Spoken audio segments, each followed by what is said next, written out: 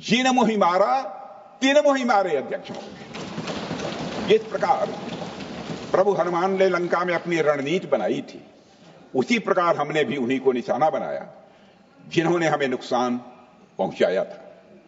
हालांकि पाकिस्तान ने इस रेशनल को समझने से इनकार कर दिया और अगले कुछ दिनों तक सिविलियन और सैन्य ठिकानों पर गोलीबारी करके बड़े पैमाने पर सीज फायर वायलेशन करके स्थिति को एस्केलेट करने की उसने कोशिश की।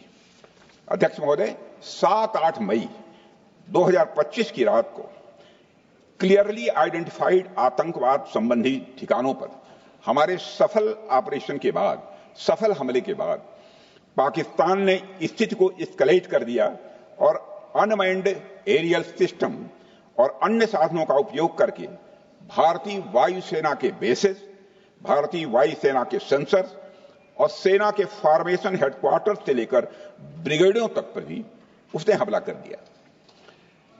हालांकि हमारी इंटीग्रेटेड एयर डिफेंस ग्रिड और काउंटर यूएस ग्रिड ने इन हमलों को सफलतापूर्वक विफल कर दिया। अध्यक्ष महोदय, यस 400 यमारसैन आकाश मिसाइल सिस्टम और एयर डिफेंस गन्स बहुत प्रभावी साबित हुई हैं। अध्यक्ष महोदय, इस एस्केलेशन पर हमारा जवाबी हमला स्विफ्ट,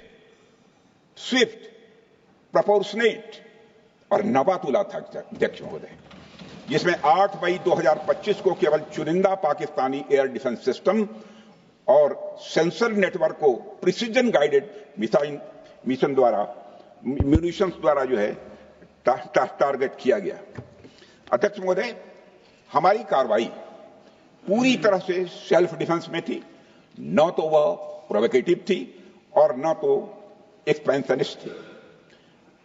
पाक द्वारा ये हमले 7 मई 25 से लगातार चले और 10 मई 2025 को रात लगभग 1:30 पर पाकिस्तान ने बड़े पैमाने पर भारत के ऊपर मिसाइल, ड्रोन, रॉकेट और अन्य लॉन्ग रेंज वेपन्स का इस्तेमाल किया।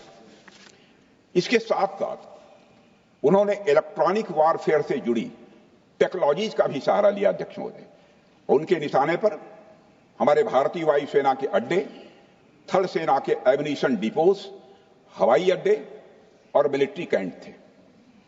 अध्यक्ष महोदय, यह कहते हुए मुझे गौरव की अनुभूति हो रही है कि हमारे air defence system, counter drone system और इलेक्ट्रॉनिक इक्विपमेंट्स ने पाकिस्तान के इस हमले को पूरी तरह से नाकाम कर दिया। पाकिस्तान हमारे किसी भी टारगेट को हिट नहीं कर पाया। अध्यक्ष महोदय, और हमारे किसी भी इंपॉर्टेंट एसेट को नुकसान नहीं हुआ है।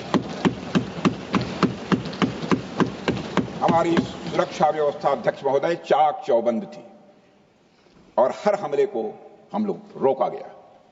मैं इसके लिए भारतीय सेना के बहादुर सैनिकों की जमकर सराहना करता हूं, जिन्होंने दुश्मन के हर मंसूबे पर पानी फेर दिया।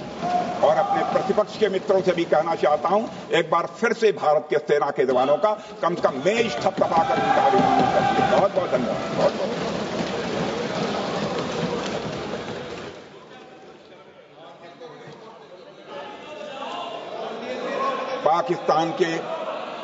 पाकिस्तान के इस हमले के जवाब में हमारी कार्रवाई साहसिक थी, ठोस थी और प्रभावी थी। भारतीय वायुसेना ने वेस्टर्न फ्रंट पर पाकिस्तान के हवाई अड्डों, command and control systems, military infrastructures और एयर डिफेंस सिस्टम को निशाना बनाया और इस मिशन को हमारी सेनाओं ने सफलतापूर्वक अंजाम देने में कामयाबी हासिल की। अध्यक्ष महोदय, हमारी सेनाओं ने चकलाला, सरगोधा, रफीकी, रहीम यार खान, जैकबाबाद, सुक्कुर और भोलारी जैसे बड़े एयरबेस पर प्रहार किया और पूरी दुनिया ने भारतीय वायुसेना के शौर्य और पराक्रम की तस्वीर देखी।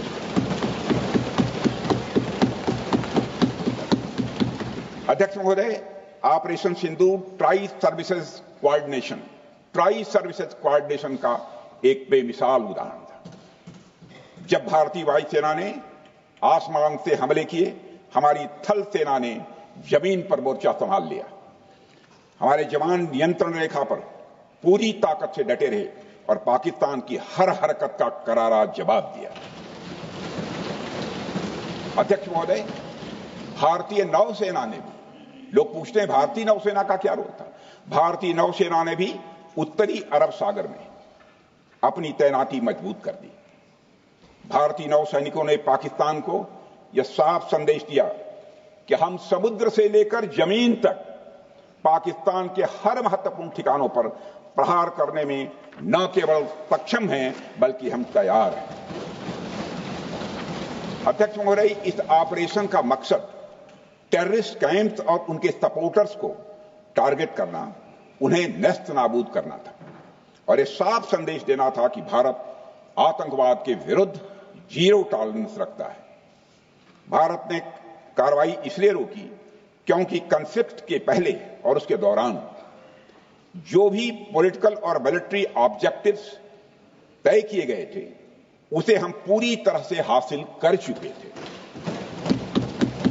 इसलिए यह कहना, यह मानना कि यह ऑपरेशन किसी दबाव में रोका गया था, यह बेबुनियाद है और सरासर गलत है। अध्यक्ष,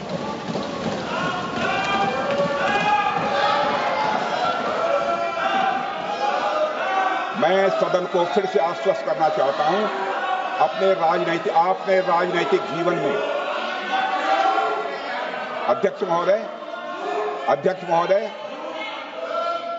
मैं आपके माध्यम से सदन को आश्वस्त करना चाहता हूं, अपने राजनीतिक जीवन में जानबूझकर कभी भी असत्य न बोलूं, इसकी भरपूर कोशिश की है मैंने, चाहे सदन हो अथवा सदन के बाहर। अध्यक्ष महोदय, मैं आपके माध्यम से सदन को यह भी अवगत कराना चाहता हूं,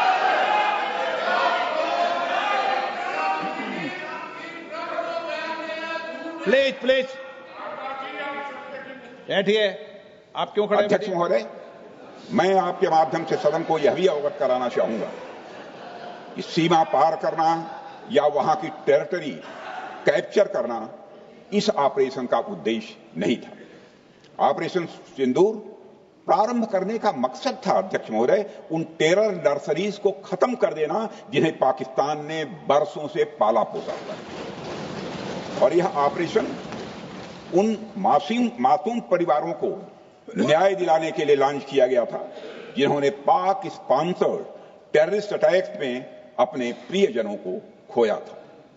हमारी सेनाओं ने सिर्फ उनको टारगेट किया जो इन आतंकियों को सपोर्ट करते हुए भारत पर हमला करने की कोशिश में लगातार शामिल थे।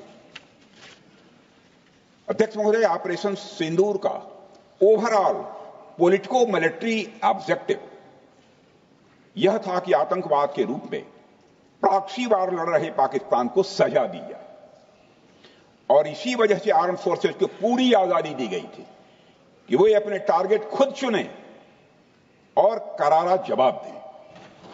और इस ऑपरेशन का उद्देश्य कोई भी युद्ध छेड़ना नहीं था, बल्कि फोर्स के डिमॉन्स्ट्रेटिव यूज से एडवर्सरी को झुकने के लिए मजबूर करना था। 10 मई की सुबह जब भारतीय वायुसेना ने पाकिस्तान की मल्टीपल एयरफील्ड्स पर करारा प्रहार किया तो पाकिस्तान ने हार मान ली है अध्यक्ष महोदय, और हॉस्टिलिटी रोकने की कोशिश की। अब रोक दीजिए महाराज। उन्होंने एक कोशिश की, हमारे डीएमओ से बात की, महाराज अब रोक दीजिए, बहुत हो गया। यह पेशकश इस कैबिनेट के साथ स्वीकार की गई थी।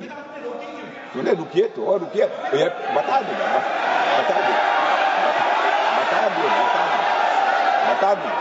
अब बैठ तो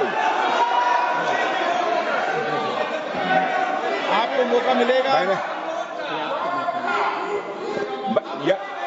यह क्यों रुका, इसका पहले ही मैं पूरी तरह से वर्णन कर चुका हूं अध्यक्ष महोदय।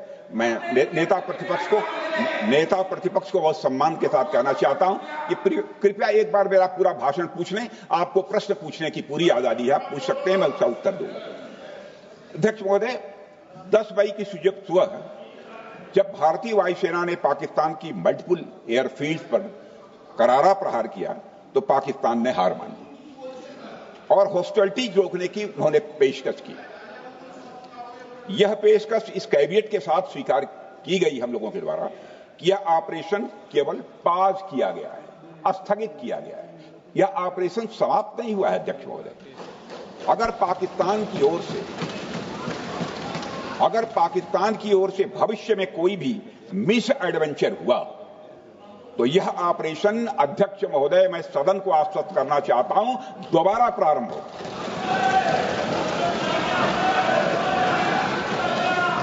अध्यक्ष महोदय, भारतीय वायुसेना के जबरदस्त हमलों, नियंत्रण रेखा पर थल सेना की मजबूत जवाबी कार्रवाई और नौसेना के हमलों के डर ने पाकिस्तान को झुकने के लिए मजबूर कर दिया।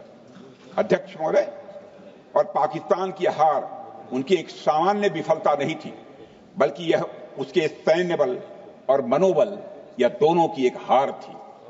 10 मई को पाकिस्तान के डीजीएमओ ने भारत के डीजीएमओ से संपर्क किया और सैन्य कार्रवाइयों को रोकने की अपील की। मैं सदन में यह बात फिर से दोहराना चाहूंगा कि पाकिस्तान के डीजीएमओ ने भारत के डीजीएमओ से संपर्क किया और सैन्य कार्रवाइयों को रोकने की अपील की। 12 मई को दोनों देशों के डीजीएमओ के बीच औपचारिक संवाद हुआ और दोनों पक्षों ने सैन्य कार्रवाइयों पर विराम लगाने का निर्णय लिया।